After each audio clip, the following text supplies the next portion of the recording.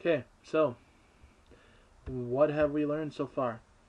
We've learned several things about this plot. We've learned that it does exist, clearly. Um, but so far, I mean, Goku has learned his real origin. He's had to learn to it, well, not even necessarily accept it, but deal with that fact. He's had to face an enemy stronger than anything he's ever faced before. Um, he's had to deal with death, his own death. Learn the limits of what he can do. Learn, and that there's a lot more out there. See, Goku, it's something that he says here real soon. That's really going to sum up what had happened to Goku. It's actually a character flaw, and it's really interesting. But let's go. Let's go on. Vegeta. Vegeta is completely broken. Utterly smashed. He's had his tail removed, which apparently to them is a sign of dishonor of some sort, based on the way he emphasizes it later. He's been beaten down. He's been his pride completely shattered. And it's numbers aside. It's the fact that this is a low-class warrior, one of the lowest of the low. His half-breed offspring, and two members of what he considers to be an extremely inferior species. And they just kicked his butt all over the place. To him, that's inexcusable. He is supposed to be one of the greatest warriors in the universe. And he is. Now, see, a lot of people keep saying, well, what about these people and these people? Well, yes, they're all stronger. Vegeta, however, does have more in regard to tactics. He's quite intelligent. He actually thinks things through. Most of the time, until he loses his temper or gets his pride hurt. Vegeta also is quite strong. He's capable of gaining strength very rapidly, learning very quickly. He can copy moves after seeing them performed maybe one or two times. He's one of the only people who actually has the ability to charge up energy. I mean, everybody else in Frieza's army, when you see them fire off a shot, it's just, there and boom. You know what I mean? The Gallic gun that he had there was apparently unique. He was quite surprised to see Kamehameha be the exact same way. There was as much energy in it as they put in it. But I mean, he's a very capable, very potent warrior. And when you think about it, Frieza's got an entire army, and there's one guy who's on par with him, and then there are only, let's see here, 8 people stronger than him in Frieza's forces that we ever see. So yeah, or at least ever get confirmation that they're stronger than he is.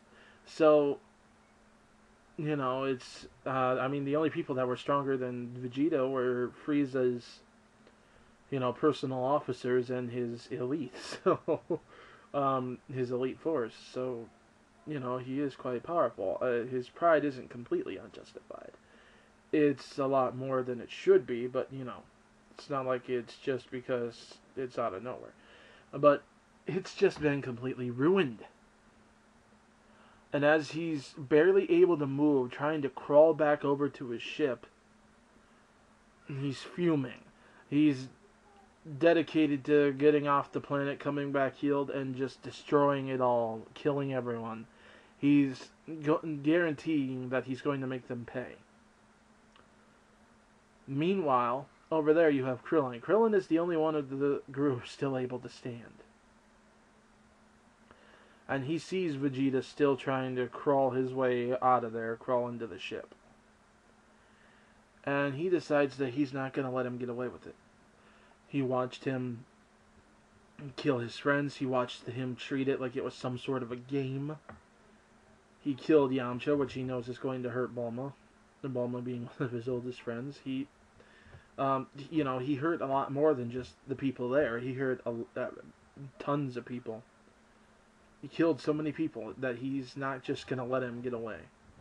So he picks up that sword, and he picks up Yajirobe's sword, and he's going to stab him with it. He's going to kill him right there. End it all. And the problem here is right when he's about to do it, Goku stops him. Begs him not to. Says, please, let him go. And Krillin, for the life of him, cannot figure out why.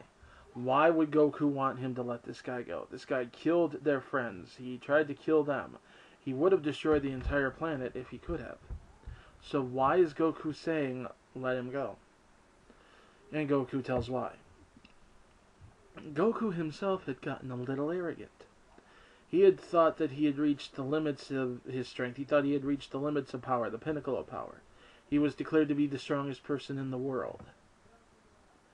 And then all this happens to him, and he gets trained by King Kai. And, again, it's a level of power unlike anything he had ever seen in his life.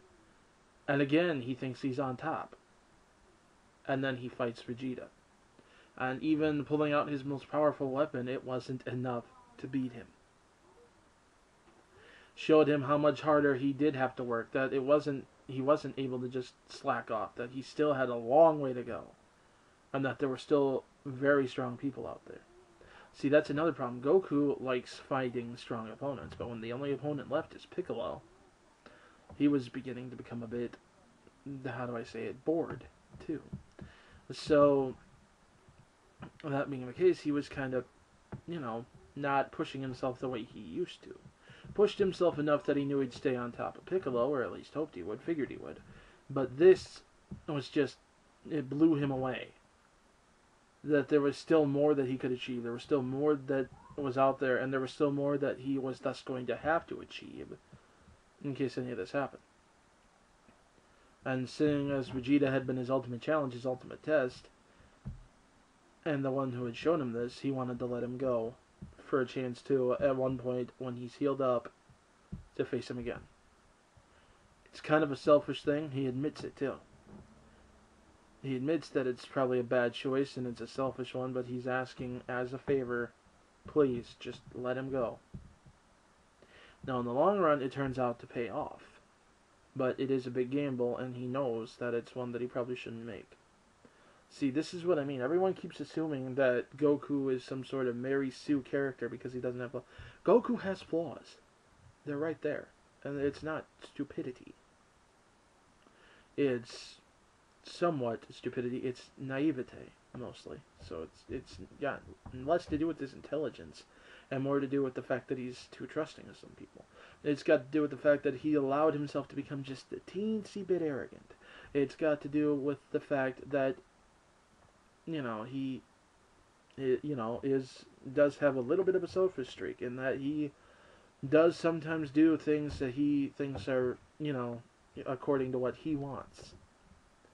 Something that shows up later with Gohan as well, but that's a long ways off. Anyways, so all this happens, and Krillin, still struggling, almost ignores him, almost doesn't listen. Still just about stabbed him. And then finally just throws the sword down, lets him go. And Vegeta takes off, heading back home, or to his home base, or whatever, whatever constitutes home. Now, this is where things get a little interesting, okay? This is a highly misunderstood moment here, and I'm going to get a little bit into Chi-Chi now, because she gets so much criticism for what she does here. And that's, she leaps right over an injured Goku and rushes over to Gohan. And she's babying Gohan, and she's actually angry at Goku and acts like she doesn't care. Not entirely true. See, first and foremost, what you have to understand is Goku's been dead for a year. The concept of Goku being gone is something Chi-Chi is used to. However, her baby Okay, first and foremost, you got to understand Gohan is her son, her little boy, her baby boy. And she, as a mother, is very concerned for her son.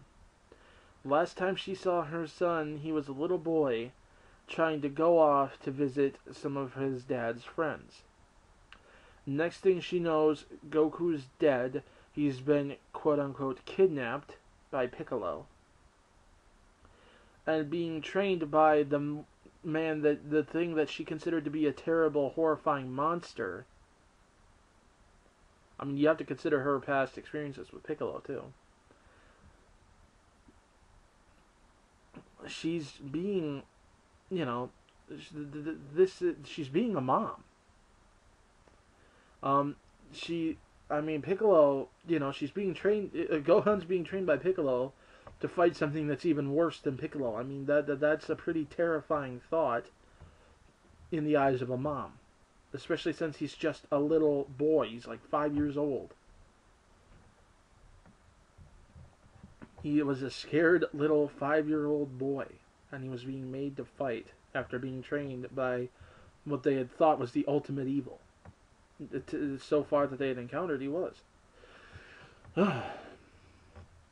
But they gather up Goku and Gohan and Krillin and Yajirobe. They learn that Piccolo died. Piccolo was one of them who died because the TV feed had been cut a long time before he died. And thus they figured Dragon Balls are gone. Everyone else is gone. Tien's gone. Yamcha's gone.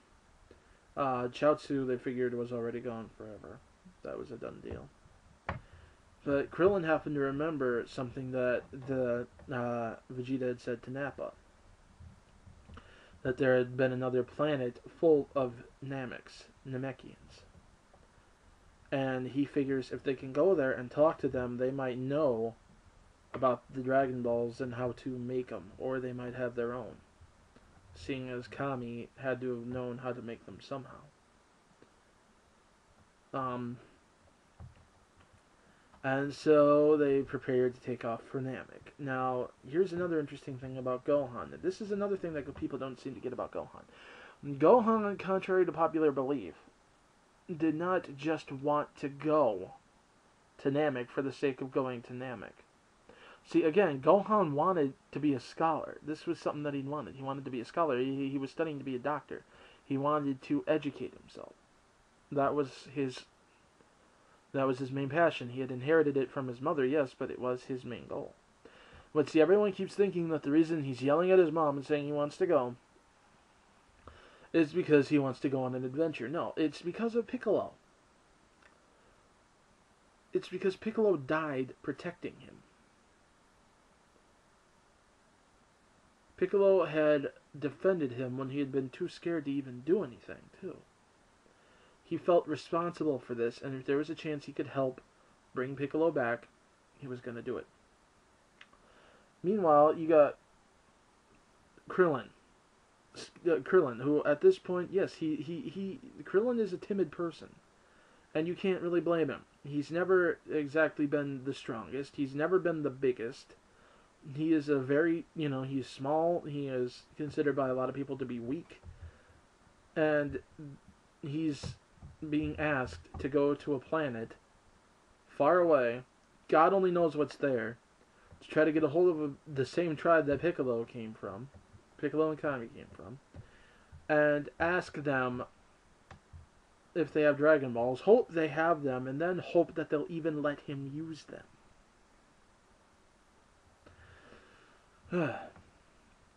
And he volunteers for this. I mean, this is no small thing either.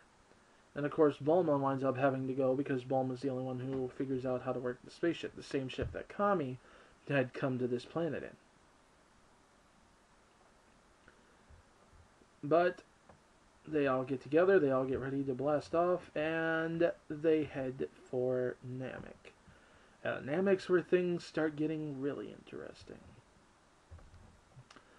And we're going to pick up there next time.